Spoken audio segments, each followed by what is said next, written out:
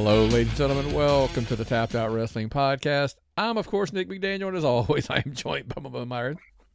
Good to see you, folks. Good to see you again. Welcome back to another week of wonderful show, and we are your host once again. What's going on, Nick? Dude, there's a ton. So let's give everybody the full timeline. We always try to keep you in the loop of exactly when we were recording this. We are recording this on Sunday afternoon. Sunday. And it's important because it's following the Rumble, but obviously we listen, I think from going forward, Myron, let's just be full disclosure here.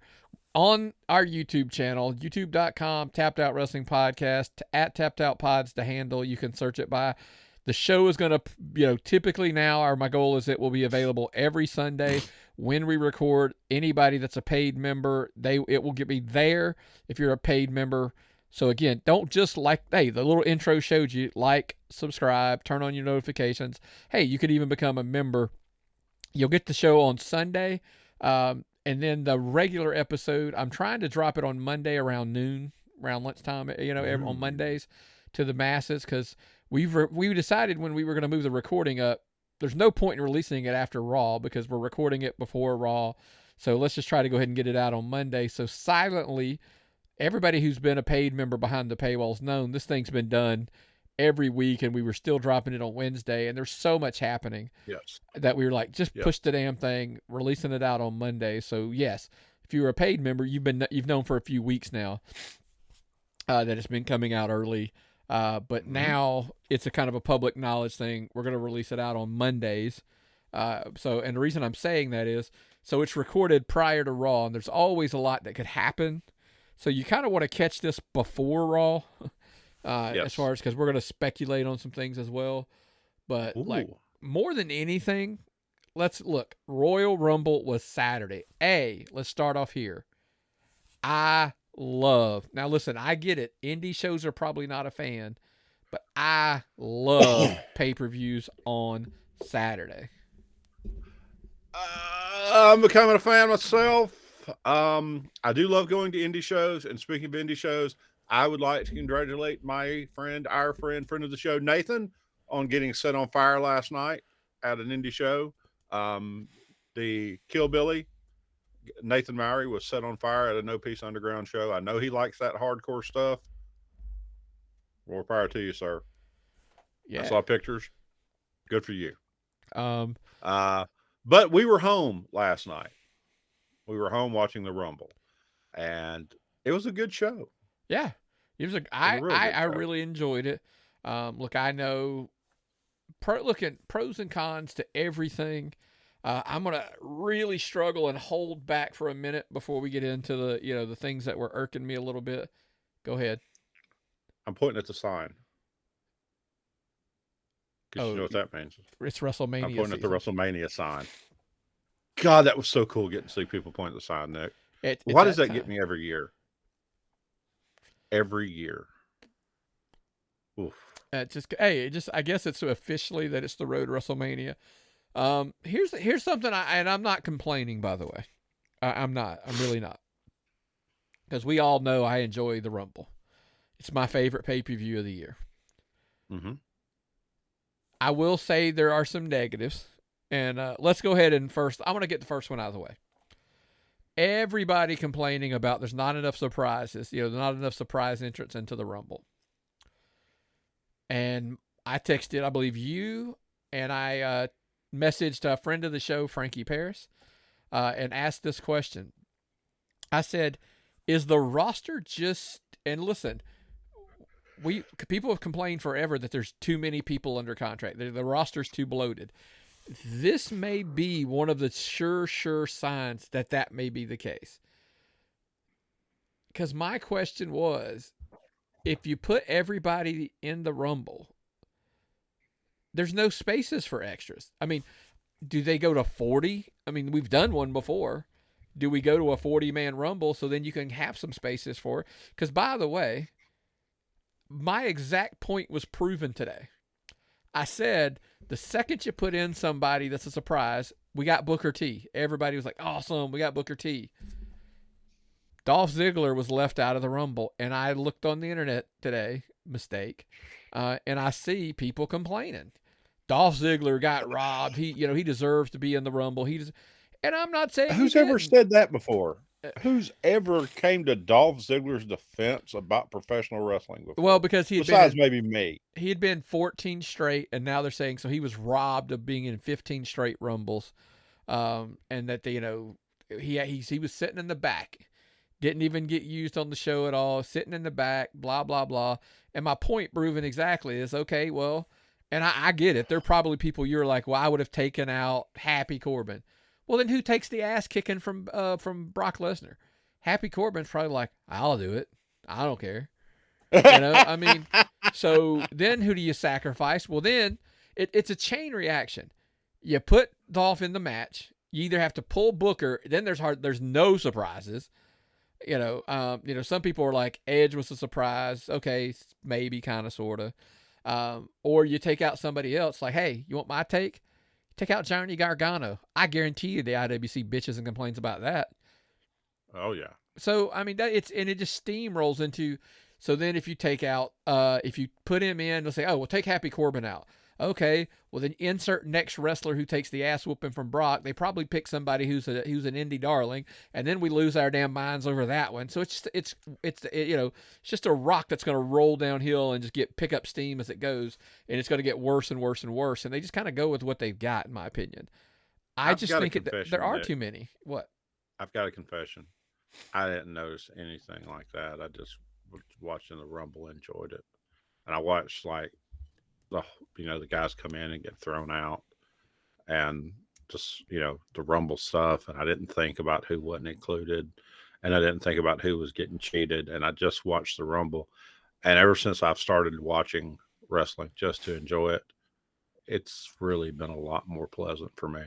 And I don't know why I have to tell people this, that I'm not watching like politics. Like, if I got to watch politics, I've got to set myself in a brain set.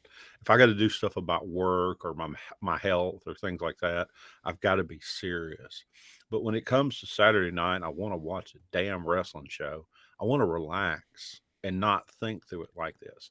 And why people do this shit to the one thing they're supposed to enjoy when it was a great show blows my mind.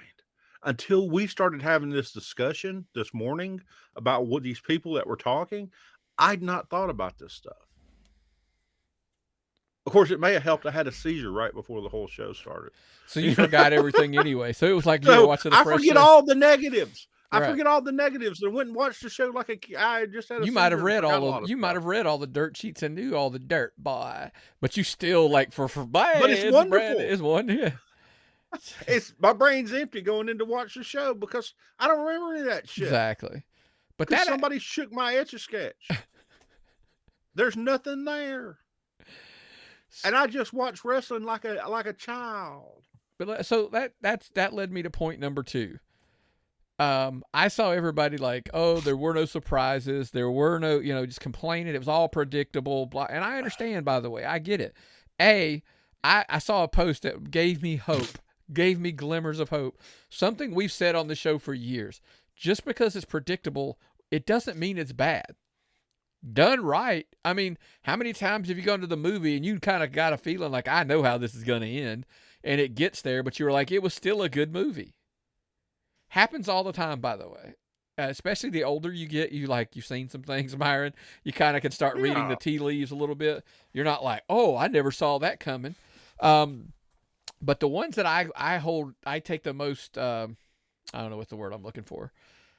The people that complain about that a lot, it's too predictable. I knew Cody was going to win. I knew Rhea was going to win. Well, they're the same guy who's read the dirt sheets for the entire, last years.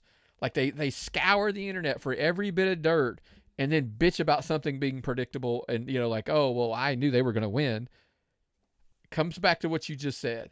I thought, okay, first of all, I will tell you this. This is blasphemous as a wrestling podcaster, right? I have unfollowed almost every wrestling news site. And I want to try to see, I did this a couple years ago. Remember where we're like, we got into like the last month of Mania, between Elimination Chamber and Mania. I stopped reading any dirt sheets, whatever. And it was still a struggle because at times, people post things on social media and it's kind of hard to dodge everything. But like, I made a concerted effort. I'm like, I wonder if we can do that again this year.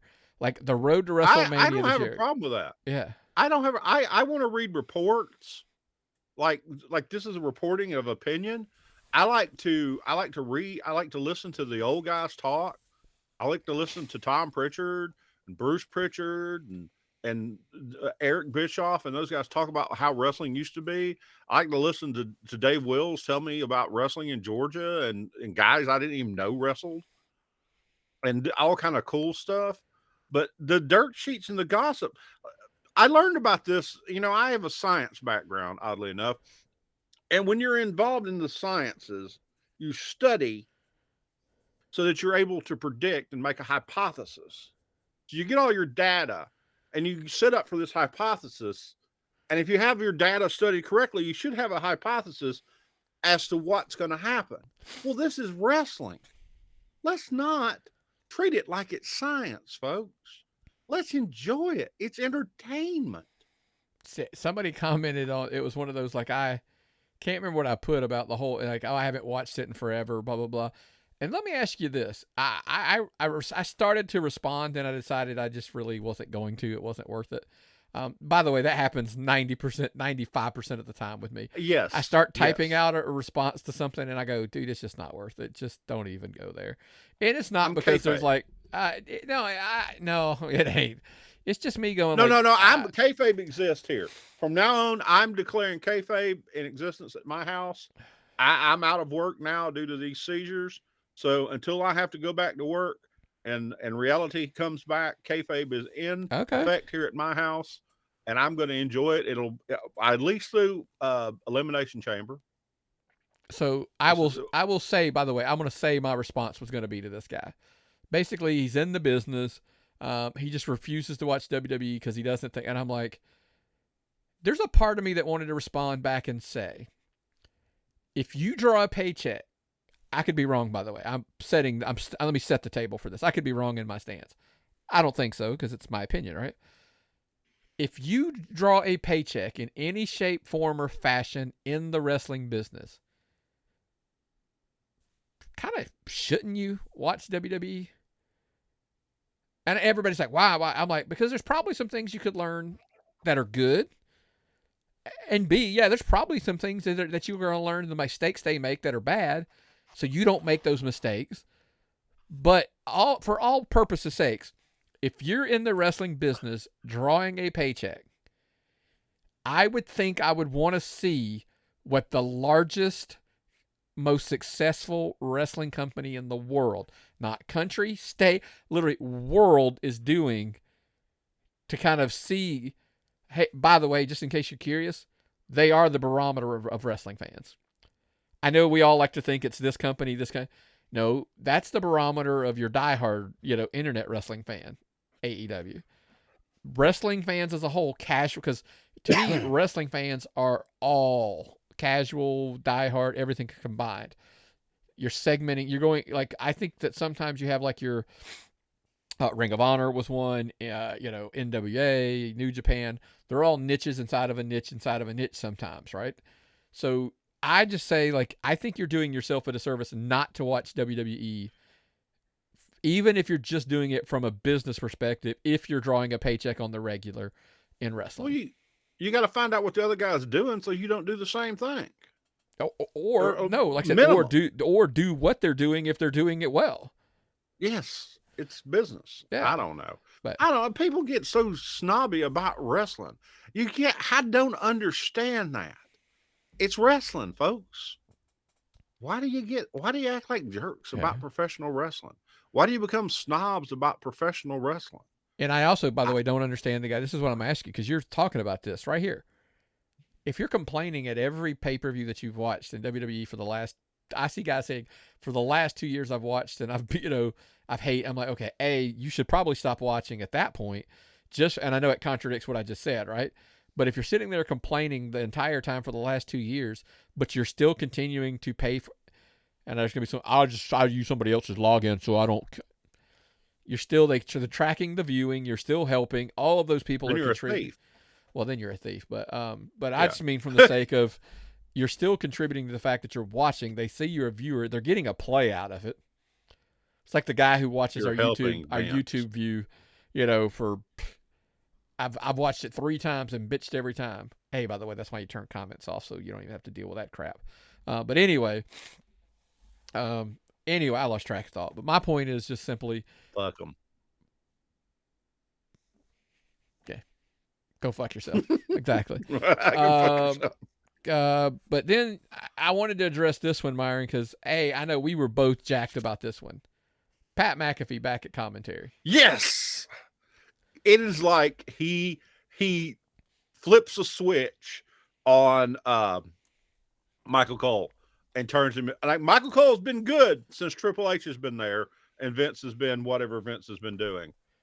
But when Pat McAfee's there, it's like he activates something, and he even makes that what's his name bearable. And I'm not a fan of. You don't like Corey Graves? Not a Corey Graves fan, but when McAfee's there, Corey Graves becomes cool. Okay. So McAfee is like. I'm going to ask you because this is a question to you. That? Did you like the fact that you could clearly tell, or they played it up like McAfee hadn't watched the product since he's been gone? Because he was saying like, I haven't seen this, or I don't know, like they playing up like completely like, I don't know what the hell's been going on for the last 4 or 5 months, and it's like, oh, okay, and he just played along with it. Yes, McAfee is such a professional as far as entertaining, and that's what he's supposed to do. It's sports entertainment. He's supposed to entertain, and he's supposed to, there's only so much you can do next to those two who know everything about wrestling. You're just there to entertain, and he made it entertaining. He says the witty stuff. He pushes those guys to be better.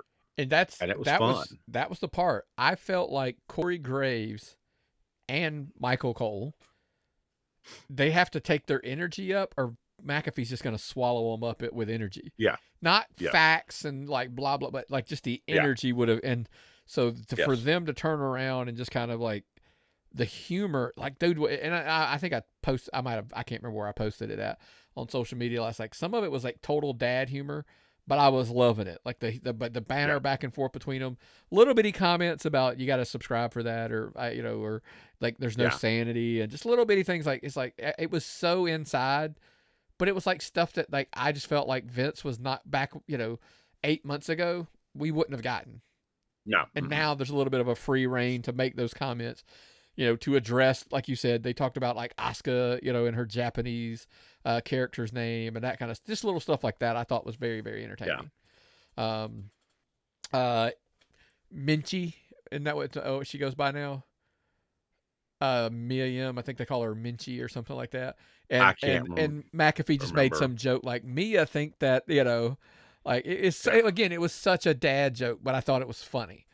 And he's so entertaining, and he took that up a notch. There aren't many times that I say give me a 3-man booth, but those 3, I agree. And the part about it is he's gonna have to leave and come back and leave and come back and maybe work a match every once in a while.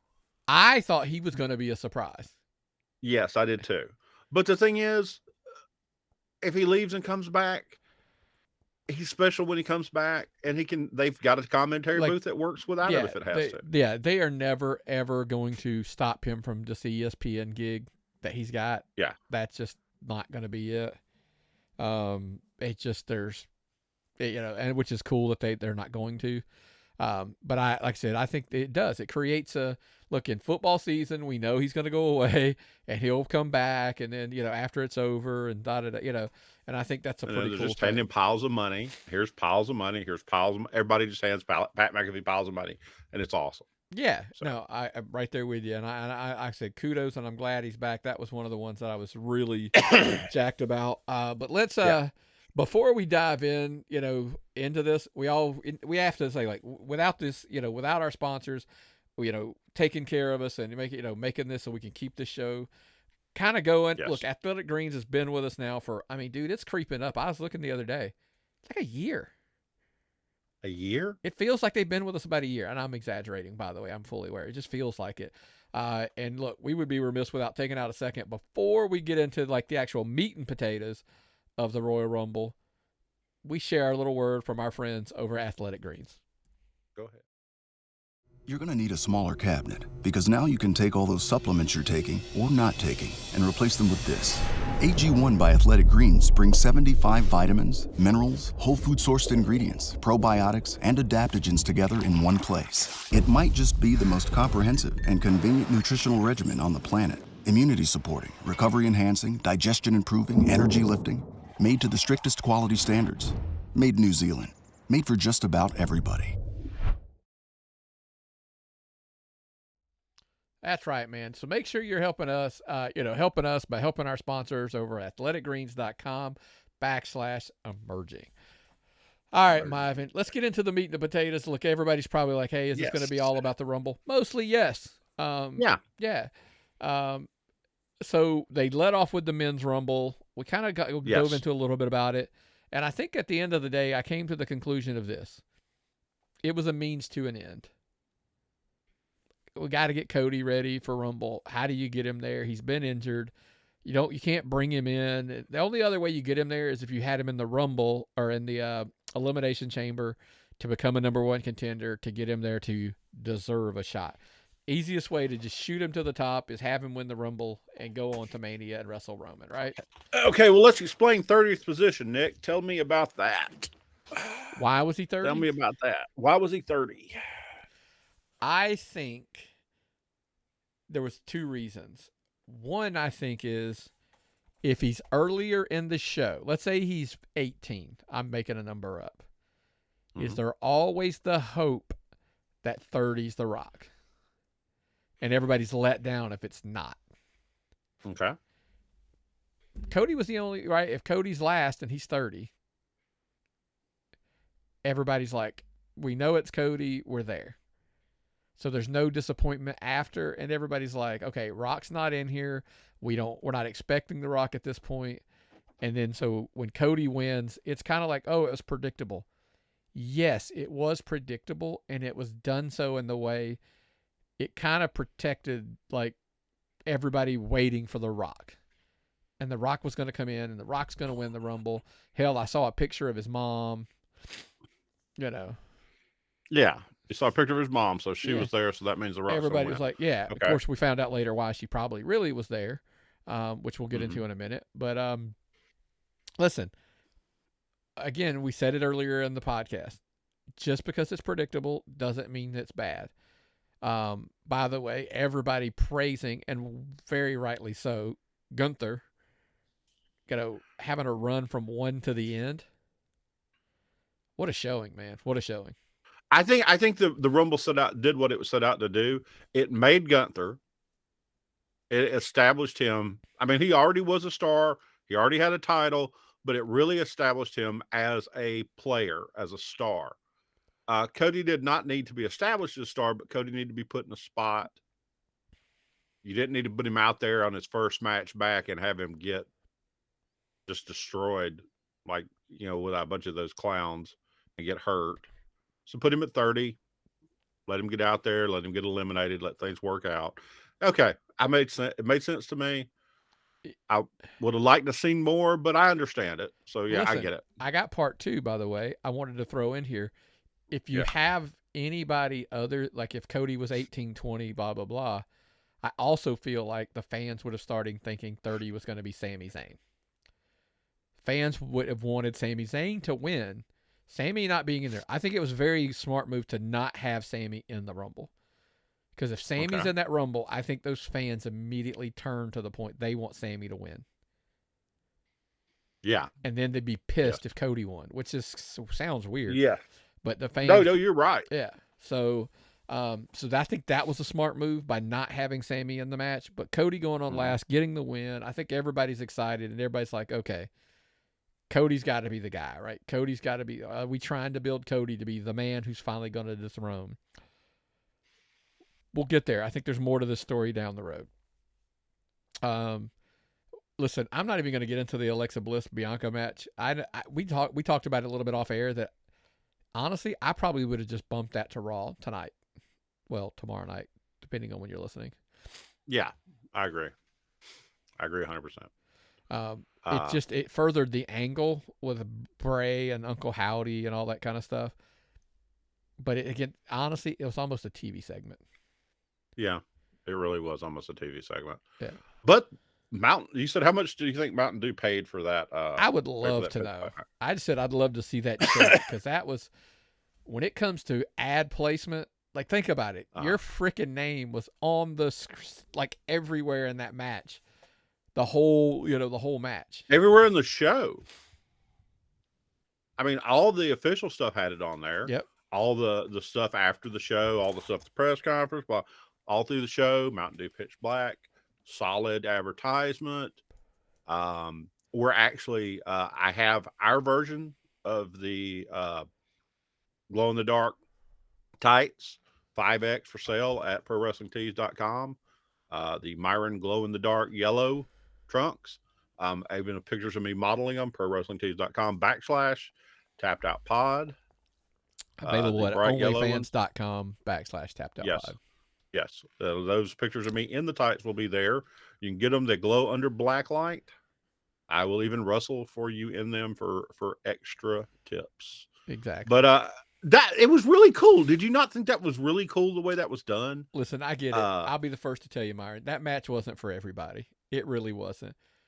But it looked cool, especially on 4K TVs. It looked pretty cool. Yes, it looked cool as shit. Yeah. I thought it was something different. I was surprised, really surprised by the fact I liked it. I'll be honest with you. I'm not been a fan of Bray Wyatt since he started all the stuff with the Howdy and all that other shit. I'll be honest with you. Yeah. And but that was cool. The whole thing was cool. I didn't understand a lot of it. He changed somehow and became less fluorescent at one point. Then he had like the mask thing and all that. I was kind of like, I don't. Yeah. By the way, it went from being really I'm just cool going to raise my hand and say, if you probably watch SmackDown Friday, they'll kind of explain some of that because we saw the Firefly Funhouse, group up above. Uncle Howdy came off. By the way, everybody, he missed him by a mile. Okay, that's probably not the worst thing in the world. He didn't kill him. The camera angle was enough that it's not the end of the world. But whatever. So we'll see. I guess we're still in the we will see. At least we now know, hey, if nothing else, we know that Bray Wyatt's not Uncle Howdy because we've seen them in the same room. Unlike Mike and Hardy, we now have seen them in the same room. Jesus Christ. We're not even going to go. Did Kid Rock get fat? No. By the way, don't insult the great name of Kid Rock by comparing him to Hardy, because that was terrible. That was terrible. I don't know, but anyways, let's move on. Can I ask this question for white people everywhere? What the hell was that shit? Right. Okay. I asked Rachel because she goes, "Oh, is that what that guy looks like? I've heard his song on the radio before." And he started singing. I'm like, "Have you heard that one on the radio before? Because I don't know why anybody was playing that one." And she was like, "That is not the song I've heard." I was like, "Okay, well, kudos." But okay, let's progress on. The Women's Rumble, a couple more surprises. Women are mean. Yeah, it's why I enjoy the Women's Rumble, because those women are mean and they beat the living shit out of each other. It tends to be more violent than the Men's Rumble. I feel like it is. I do. I agree with you. Everybody, Rhea Ripley's going to be, Rhea Ripley was made, even in victory. She was a maid, she's heading to Mania, and I think everybody's ready for that. We still got to make it where she's not liked. That's my only thing we got to watch out for. Well, the fans are trying to get behind her, and she's in a group where they're not supposed to. So,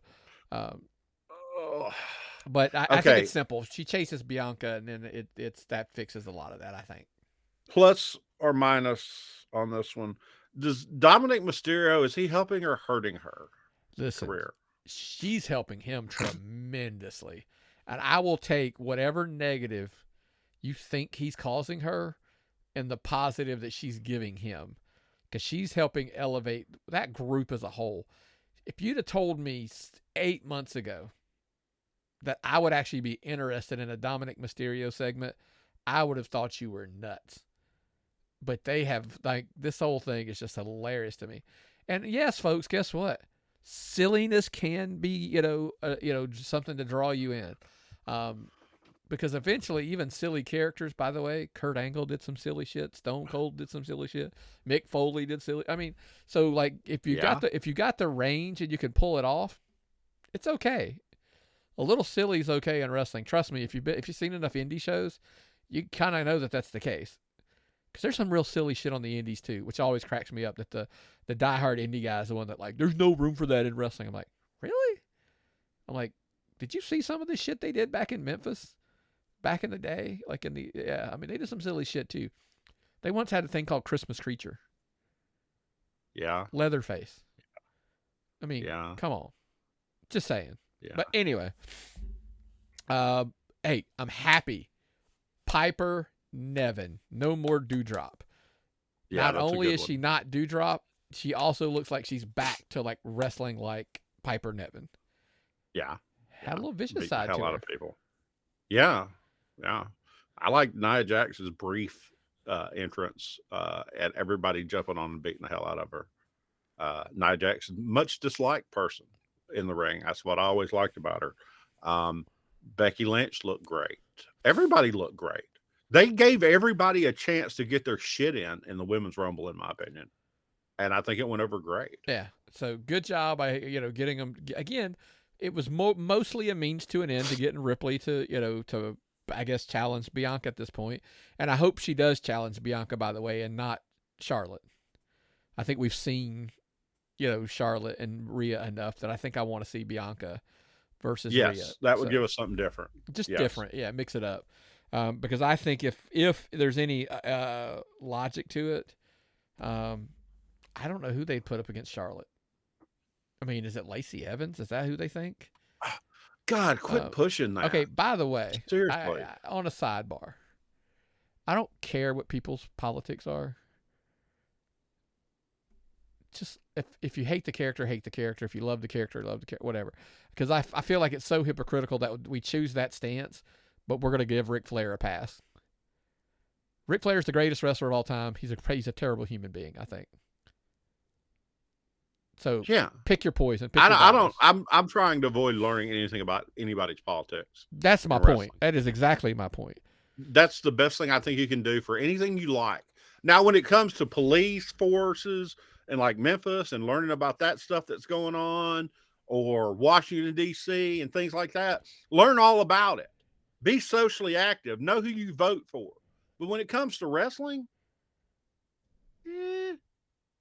maybe let those people have a pass, because you don't need to know that kind of stuff about them. You might be happier if you didn't let your social lives and your entertainment lives get so dug up in what these people do with their dicks and their hands and their minds. Onlyfans.com / blah, blah, blah. That's not dicks, hands, or minds for the most part. I'll study that. Yeah. I'll study that. So then let's move on to the greatest story ever told in wrestling. I had to pause there because I was waiting. Everybody thought I was going to go down like the Bloodline. We're not talking religion on this show. No. Except for the Bloodline storyline. Now that's been as close to religion as I can see lately. They have done a spectacular job, and this falls into the category of so predictable. It was so Sami's going to turn, or they're going to turn. Who gives a damn? Who gives a damn if it was predictable? What did I tell you though? Did you see Did you call the Jey Uso stuff? No. Yeah. Like I would have thought maybe another, but to walk away, all kinds. Jey was the one. Jey was the hardest one on Sami before. Yeah. The character development is so deep, and yet it's still wrestling. There's so much reality in a most unrealistic story. That the most unrealistic thing on earth. I said something to somebody when we were discussing this about this whole storyline, and I said, "Let me explain something to you about." So clearly, this was a female that I was explaining this to. I said, "Let me explain something about men to you. Sometimes we're really hard on somebody, and we don't want to be friends with them. We have something against them, and we don't know what it is, and typically it's something stupid. Yeah. I don't like the car he drives. I don't know, something silly. I'm just kidding. But then the guy wears on you, and I don't mean like in a bad way. You find out like this dude is he's a genuinely good dude, and you like take him in, and what always happens when that happens, Myron? One of your other buddies turns on him. Like something happens, and you're just like, you're torn as a human because you sit there and go, I doubted this guy. I put him through the ringer. He went through everything and became my boy. But now, this guy over here that, was my boy, he's got a problem with him, and now I got to choose. Why is that so difficult? Well, you were boys with this guy longer. Yeah, but dude paid his dues and he got there. Jay's torn and emotionally about, and it's like, is this is the question. Fantasy booking time, story time with Nick and Myron. The question becomes, okay, I agreed with the call of no Rock on Rumble, by the way. For him just to show up and be at the pay-per-view, I don't know that makes an impact. By the way, he's such in bed with them, with NBC Universal Comcast, that I could see this storyline progressing something like this. Send all your hate emails to tappedoutpod@gmail.com. Because I know people are going to disagree. So you could just send those to tappedoutpod@gmail.com. What if we go to the next storyline part and they're questioning Jay? Hey, what's up, man? What's going on? They start pushing him. He starts wondering, does Roman really have the best interest of the family at heart, or is it just about Roman Reigns? Because in Jay's mind, he probably felt like because think about it, at the trial on Raw, or SmackDown, sorry, I was on the wrong show there for a minute. It happens. Or no, it was Raw, wasn't it? Doesn't matter. Anyway, he's the one who feels like at this point that Sami Zayn had proven himself. But I got to get out my fantasy booking glasses because this is getting deep. Yeah. So the part then becomes, does Jay look at Roman and go, was it ever going to be enough for you? Like, were you going to continually ask for more and more and more from this guy when he's done everything you've asked and he's proven yourself? And Jay's like, it's almost like, ask this. Jay's like, I vouched for this guy. That wasn't even enough for you. So what does that mean about my word to you? You start questioning there too. So then on Raw one night, does Jay kind of does he kind of make you think there's more coming next week? Maybe there's somebody else who doesn't agree with Roman's, stance, Roman's approach, or Roman's current leadership of the Bloodline. And then that week, everybody's going to assume who's coming, Myron. That would be the highest ranking member of the Bloodline. That would have to be The Rock. Correct. If Rock's going to come out, if Rock's going to make any impact on with the WWE, my argument would make. Now, I get SmackDown. By the way, this is also going to see why you think I've said from day one. Hold them up, Myron. NBC, Comcast, NBC Universal, still probably your front runner to buy to buy WWE. And if so, where would you want? By the way, Rock's really in bed with NBC, Universal, Comcast, whatever you want to call them. where would you want him if you were them? Where would you want him to return? On an unannounced PLE on your streaming service, or an implied return on where? On Raw, not on SmackDown. Why? SmackDown is on that's Fox. Your channel. Raw is on USA, which is on Yeah. NBC, basically. It's on USA, which is their product, which is blah, blah, blah. Insert all the comments. So all that being said, there's only one person we haven't discussed in this, and that is the wise man, Paul Heyman. What happens to him in all of this, do you think? Is it time for Paul to go away for a little while? It might be time. Paul's been a regular for quite some time now, Nick. By the way, I disagree. If Paul were to get booted out, I think he's back with like Brock or somebody else. And Brock is coming back, and Brock is alone. Which, by the way, we didn't even address that he was in the Rumble for 3 minutes and then gone. So clearly he's going to be wrestling Bobby Lashley either at the Chamber or at WrestleMania, wherever. I wouldn't waste it at Chamber, but that's just me. I mean, 3 weeks, lack of build it for 8-9 weeks, whatever, get to Mania. That's my take. Yeah. All being said, guys, I don't know, because Raw's not here yet. I don't know what's going to happen on Raw tonight, tomorrow night, whatever night you're listening to it. Just saying, if it were me, because listen, do we think, by the way, at Elimination Chamber, we're clearly heading down the path of it's in Montreal, right? It's only 3 weeks away. Is the easiest story to tell is that you're going to have Sami and Roman at some point? Possibly. We came up with 2 scenarios off air. One is just simply a one-on-one match, Roman versus Sami, and some type of a stipulation match. No, that's not going to happen. I think it's the most likely of the 2 options. But we did have another interesting one. What's going to happen is you're in Canada. You have 2 Canadians in Sami Zayn and Kevin Owens, and you have the Elimination Chamber match. I would put the 4 Samoans in the match and the 2 Canadians and be like, oh no, they have no chance. And then be 1 Samoan turns. Is that the storyline? It's Jay. What about Jay? What about Jay? Can Jay be trusted? Because think about it.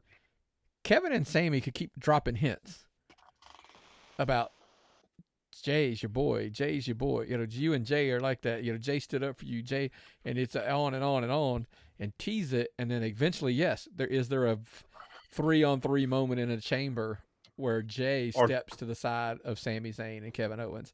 Or just a moment of confusion. Anything. And that begins. Look, I still think they win. The Bloodline still walks out. Roman's still your champion. But here's the good one. This is about a story. You're about to tell how freestyle we've become here on the show, right? Because here's a good one. Let's say Jay steps over and sides with him, but they eliminate Owens and he's out. So it's just Sami. And Jay does the unthinkable and steps over and joins Sami. It's still 3-on-2. It's Solo and Jimmy and Roman. They're putting the beat down. And once they start putting the boots to Jay, that's when you get your Rock return. That you can't do that to family. You do that to Kevin Owens. You could do that to Sami Zayn. None of that matters. But you cannot do that to Jey Uso. Because then, and only then, do the elders have seen enough. Oh, shit. That's when the elders have seen enough. The elders no longer like the leadership. Yeah.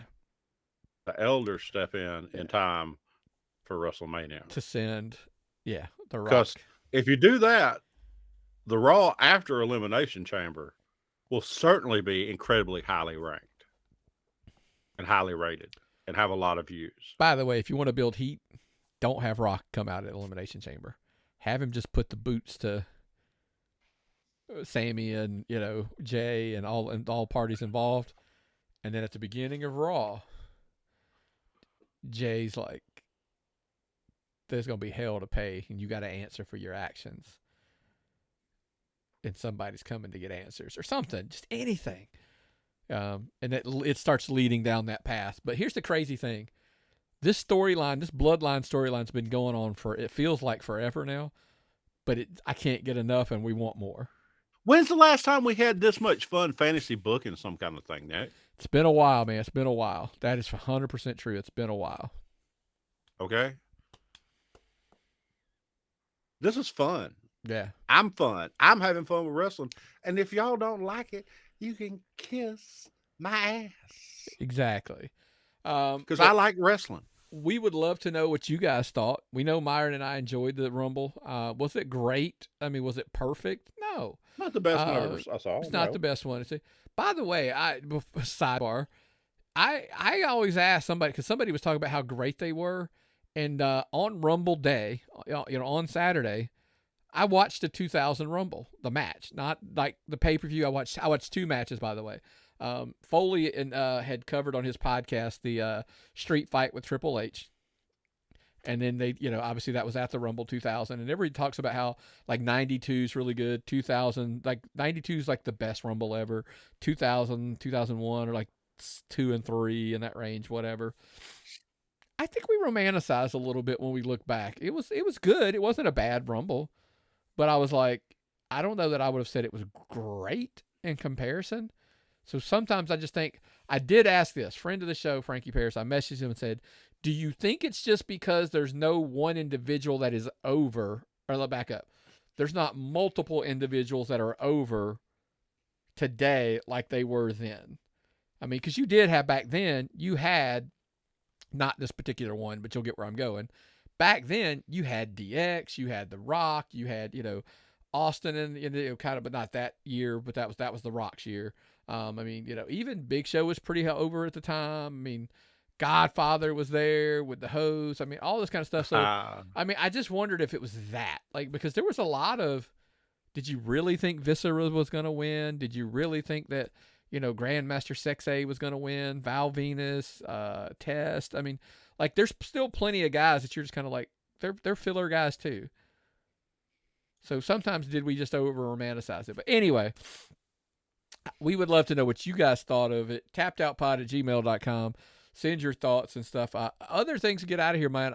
Look, I don't want to completely be 100% Royal Rumble. There was some big news for AEW.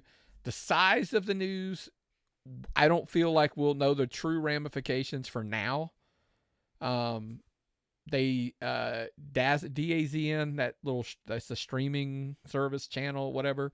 DAZN, I think is what they call it. They basically picked up a deal with AEW. They're going to distribute theirs internationally for like 42 countries or something like that. Nice. It was like 42 million. Can't remember. There was some big number that it's available to. And now Eric Bischoff did point out something. He said, hey, there's one number of what it's available to versus how many people are actually watching it. It's like saying, well, no, I mean, because it's true. I mean, like, think about it. USA Network, if we told you like it's in X amount of homes, USA Network is on a basic cable channel. Like, if you have cable, you have USA. So it's available in how many homes? Okay, well, 1.5 to 2, Raw 30, 2.3 million people watched it. So if I told you it was available, and it's not, by the way, I'm making this number up, I'm just hypothetically. If I told you USA was available in 100 million homes, you'd be like, oh my God. Well, okay, yeah, but 1.5 million and 2 million are what watching Raw. Right? So apples, tomatoes. I mean, so I think, and there's a two-parter. What's the financial gain out of this partnership for AEW? Like, are they getting, think about it. If we're like, hey, you're going to get $45 million from TBS, TNT to distribute here in the United States. And then you're going to get $45 million to distribute it to everywhere else in the world under this other streaming service. Is that a good deal? I don't know. Maybe. That's why I said it's to be determined how great of an impact it is. Are they going to travel overseas and do shows overseas? I think it's a huge deal then if they do, because, hey, now you've got somebody heard of them. Yeah. Correct. You have to be having distribution. No. They can't hurt them. it's not a negative in any shape, form, or fashion. Yeah. But how big of a positive is to be determined. That's what Eric Bischoff said, and I 100% agree because I said the exact same thing when I read that news. So, so kudos to them. And by the way,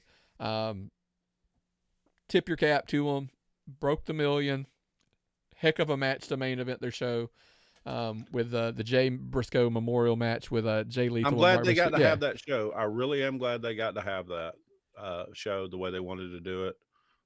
Thank you for being able to do that, guys. You made a lot of people happy. Yeah, thank you. Agreed. So kudos to them. I think they did a great job. Broke the million. Now the gauntlet's thrown down. Let's maintain it. And continue to grow. Look, that has been and will always be the measuring stick for AEW. They have got to grow. They've got to, because to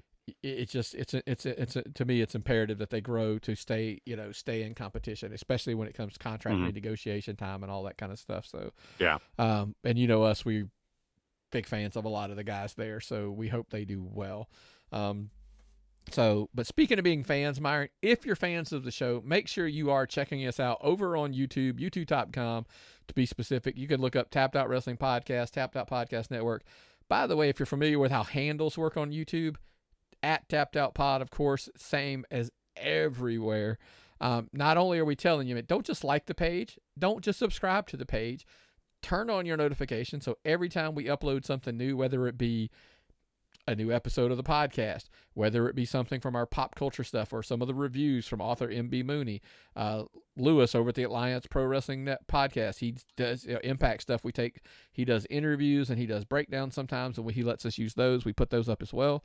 So lots of cool stuff there. But hey, we know, look, we know a lot of you guys, your Spotify, Apple Podcast, Amazon Music, I want to ask you, look, Myron, I wanted to ask something about the podcast. I legit do want feedback, and I say this with all due respect. I contemplated, why do we continue to do an audio podcast? We're the YouTube presence is strong. I'd love to know people to send in feedback at tappedoutpod@gmail.com. If you're a podcast listener and you would want us to continue it there, is that I'm not saying we're going to get rid of it. I was just asking feedback. If everybody's going to watch us on the YouTube channel, then what's the audio for? Right? I think we've just gotten too good looking for people just to listen to us. They've wanted to see us in person. So if that's also true, just let us know at #TooGoodLooking. Exactly. No, not really. No. Not really. Seriously, folks, would you want us to continue to do this? We can do either one. Whatever makes you happy, because you're our listeners. Yeah, because there's we're not going to say what it is. I had a timeline on a milestone for YouTube, Myron, that we discussed a little bit off air. We're not going to address what it is. I don't want to jinx it. About 3 days ago, I told Myron I thought we were going to hit a specific milestone in 3 weeks. Actually, over the weekend, we've had such a good weekend on our YouTube channel. It might be this week. So if we hit that milestone, we will make the announcement. We will talk about it on next week's show. I don't want to jinx it. Look, realistically, 2 weeks, possibly in 1 week, that we could reach a specific milestone for YouTube. And I just wanted to say, thank you, for everybody. Thank you. Yeah. Yes, very much. Yeah. So I'm so happy. I can't wait to tell everybody about it once we do reach it. Yes, and we will get there for sure. But like I said, we wanted to. That was actually what started the conversation about the audio podcast. If we're doing that kind of stuff on YouTube, is the audio necessary? But to be fully honest, I mean, look, we were for years we were podcast only, so I didn't want to say hey, let's just go away from it and for no reason. But so I probably will potentially keep it, but it's just there's so much easier and so much more content on the audio that you can't, that we don't do on the other one. So let us know, tappedoutpod@gmail.com. We greatly appreciate it. And Myron, busy week, obviously, with the Rumble and everything going down. You got anything else before we get out of here? I'm happy. Very happy. We got some good indie wrestling to go to this week. Shout out to the good people at Southern Fried Championship Wrestling. See my shirt, Nick. You got a shirt too. I have You one. got on your Hanson yeah. shirt. You got on your Homo Bear Hanson shirt. Yeah. You got some new books on the wall, don't you? Actually, I just got a new one the other day that a lot of people won't know. I'm a big fan. So this one I got in a trade deal with a guy. It's the Death of Gwen Stacy. It's a classic, shit! Yeah, great little book. So anyway, yeah, picking up some new ones and you gonna keep that one or you gonna? Yeah. That one went on the wall for sure. I put up. Oh man! And I also picked up the first. I can't even say it without me laughing because I know what your reaction is going to be. I picked up an early Silver Age Spider-Man, first appearance of the Shocker. No, the guy he does this. Yes. He's got gloves. Yeah. Not that guy. Yeah. Okay. Yeah. Or no, I know who the Shocker can't even do is. it. It's something. Yeah, you have arthritis. Exactly. I can't do it anymore. Oh, poor Nick. Yeah. So anyway, now it's just I used a 6-pack. Alrighty. On that note. Oh God, you're like that damn that Hardy guy now. Yeah, exactly. Saying shit like that. All right, man. Oh, well, listen. God, it's turned horrible. Turn this shit off. Shit's going sideways. Oh, no. So without further ado, Myron, if I've got nothing and you've got nothing, what time is it? It's time to tap out.